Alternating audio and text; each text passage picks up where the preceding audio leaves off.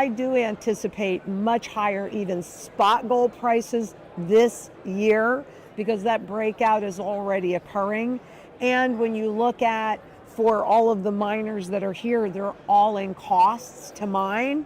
I mean, that kind of puts a floor underneath your gold prices, your silver prices, and look at the difference between the demand and supply, especially in silver, and the price. I mean, it's a joke. Yeah. It's an absolute joke. Me, I like the hard asset, right? Gold, silver, real money. I hold it, I own it outright. It runs zero risk. Gold edged slightly higher as the dollar slipped and Treasury yields fell, though other metal prices remained broadly mixed. The safe haven precious metal was trading 0.1% higher at $2,073 a troy ounce and is on track to consolidate its weekly gains after the Fed signaled rate cuts won't be arriving anytime soon, prompting slides in yields, analysts said, AFP reported. Lynette Zang, the chief market analyst at ITM Trading, predicts higher spot gold prices due to a market breakout, despite attempts to suppress it.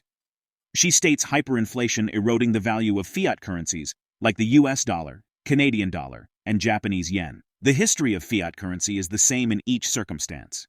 The government prints too much, creates inflation or hyperinflation, and rejects the currency. Every fiat currency has failed because eventually fiat ceases to function as a store of value and a medium of exchange. Meanwhile, Lynette emphasizes the favorable position of miners due to their in-costs, acting as a foundation for gold and silver prices. She underscores the disparity between demand and supply, particularly in silver. According to the 2023 World Silver Survey, demand outstripped supply in 2022 by nearly 238 million ounces, possibly the most significant deficit on record. Supply was about 20% short of what was needed to maintain equilibrium. In the discussion, Lynette addresses Zimbabwe's introduction of the gold coin a year ago to protect purchasing power while emphasizing its limited accessibility. She questions Zimbabwe's gold-backed CBDC, which is facing adoption challenges. Now, we present the clips of Lynette Zang's insights from her recent interview with Soar Financially. Before we continue to delve into this discussion, please subscribe to our channel and activate the bell icon for timely updates. When you look at the charts, I think it's quite interesting that in almost every currency, gold, spot gold, which is a contract, is making new highs, right? The physical market, the physical only market is where you see, again, this trend, new highs, etc., that has broken out in a pervasive way. But even in the spot market, right, we have to understand that a rising gold price is an indication of a failing currency. And once people truly understand that the currency, the fiat money, the Canadian dollar, the US dollar, the Japanese yen, it doesn't matter, take your pick. Once we realize that they are going away, they are hyperinflating away, then you look to real money, good money, commodity money. So that's one of the reasons why I really like to do this conference. We've got the miners, but there's a finite amount of gold and a finite amount of silver, whether it's in the ground or it's above the ground. Gold's the primary currency metal against which all other fiat money, so government debt-based money, is reset, right? So they'll suppress the price, but even in the US, we've got what, a quadruple top? That just doesn't really happen. I do anticipate much higher even spot gold prices this year because that breakout is already occurring. And when you look at for all of the miners that are here, they're all in costs to mine. I mean, that kind of puts a floor underneath your gold prices, your silver prices. And look at the difference between the demand and supply, especially in silver, and the price. I mean, it's a joke. Yeah. It's an absolute joke. Me, I like the hard asset, right? Gold, silver, real money. I hold it, I own it outright. It runs zero risk. And this, frankly, is the time to be running zero risk. Interesting experiment in Zimbabwe. where it was very interesting. And I just dug into this, and it was really virtually impossible for me to differentiate, because about a year ago they came out with a 1 ounce gold coin to make sure that their purchasing power could be protected. But you have to say, okay, well, who can afford a 1 ounce gold coin in Zimbabwe? The 1% or maybe the top 10%.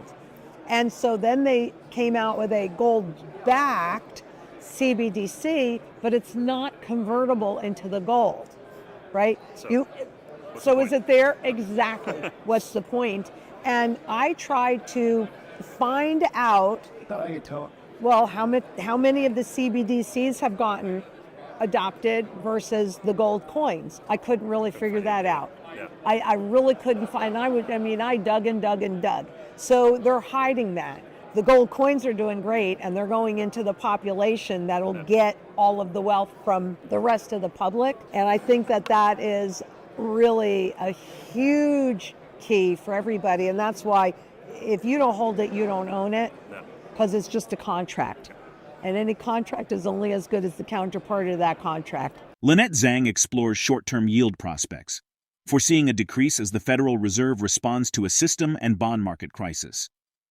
Yield on the 10-year benchmark government bond fell as much as 10 basis points from the previous close to a low of 7.04%, its lowest intraday level since June 19, 2023, Bloomberg data showed. Moreover, Lynette highlights persistent banking system issues since March, anticipating a notable decline in interest rates. On Wednesday, the Federal Reserve sent a tepid signal that it is done raising interest rates, but made it clear that it is not ready to start cutting, with a March move lower increasingly unlikely. Regarding the Japanese yen's challenges, she emphasizes the global replication of Japan's failed experiments. The JPY was unable to gain any respite from a generally weaker tone around the equity markets and persistent geopolitical tensions stemming from the Israel-Hamas war. Let's get back to the interview.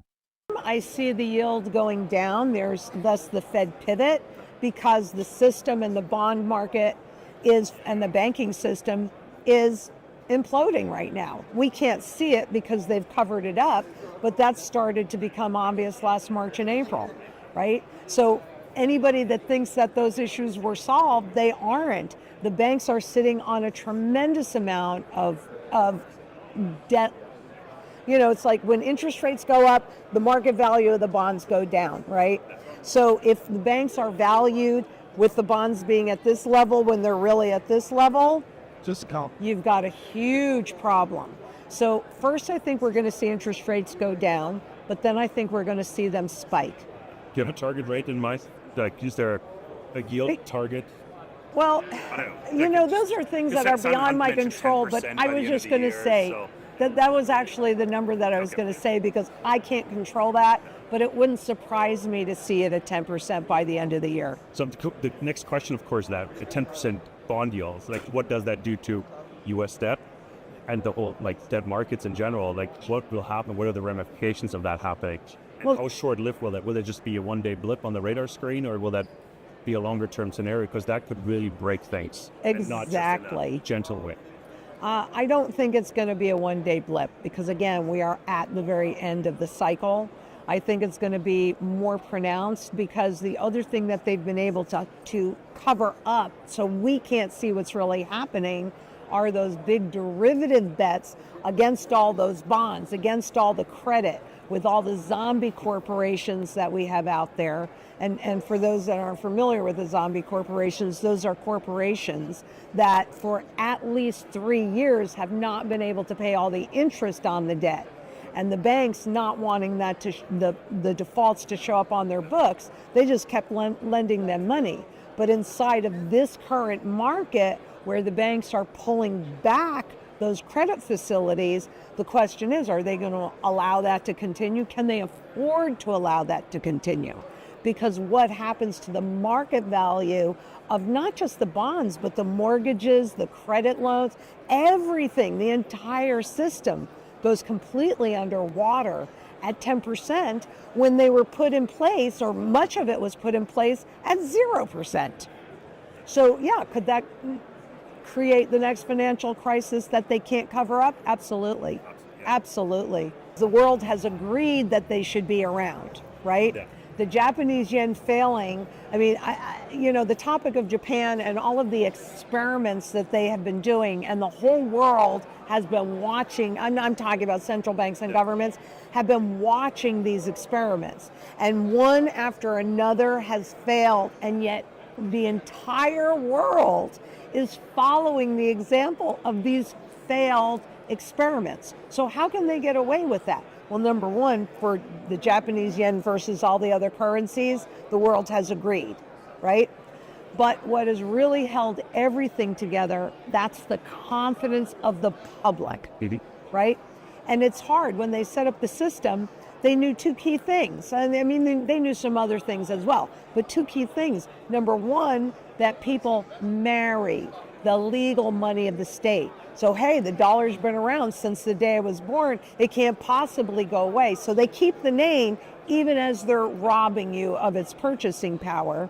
And also they know that not one man in a million understands inflation. And we had central bankers come out, Christine Lagarde, Fed, and admit that they don't understand inflation, and they're the ones that are leading us. So, again, the difference between inflation and hyperinflation is the speed of that inflation. And that's what created a problem for the central bankers, because when you have rapid inflation, people lose confidence and trust. And what did we see prior to 2020 was that there was a rise of populism, and there were more and more conflicts around the world with the public distrusting the governments. Well, that was quashed in 2020, but it's rising yet again. Experts expect gold quotes to continue their upward trajectory in 2024 amid potential rate cuts by the Federal Reserve, geopolitical tensions, and persisting strong demand from central banks. The forecasts range from $2,058 to $2,300 per ounce. How do you see gold in your portfolio following economic changes? And what steps are you taking to hedge against fiat currency erosion? Share your thoughts in the comment section below.